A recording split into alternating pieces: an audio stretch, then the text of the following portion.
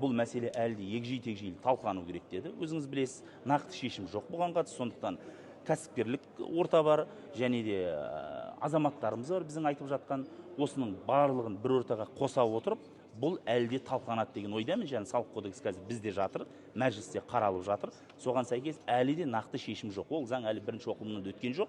Сондықтан да талқылау деңгейінде, сондықтан қазір біздің әріптестеріміз бар, әсіресе Атамекен кәсіпкерлер палатасы бар, басқа да әріптестеріміз бар, қосылып отқан қоғамдық ұйымдар бар. Солардың пікірін ескере отырып, елдің пікірін ескере отырып, халыққа, елге зияны тиктетпейтіндей деңгейде бұл шешім қабылданады деген ойдамын. Сіздің көзқарасыңыз қанша пайызға дейін өссе болады? Енді мен сізге мынанша пайыз деп айта алмаймын. Мен жаңа айтқанымдай, бұл мәселеде халықтың, елдің күнделікті күнкөріс жағдайына теріс әсер етпейтіндей шешім қабылдану керек. Қазіргі қосымша құн салығының өздеріңіз көріп отырсыздар. Бұның өзі инфляцияны ұстай алмайды. Көріп отырсыздар ғой, көріп отырсыздар. Қымбатшылық онсыз да орын алып жатыр. Сондықтан қандай да бір шешім қабылданатын болса, елдің халықтың өмір сүру деңгейіне кері әсер етпеу керек деп санаймын.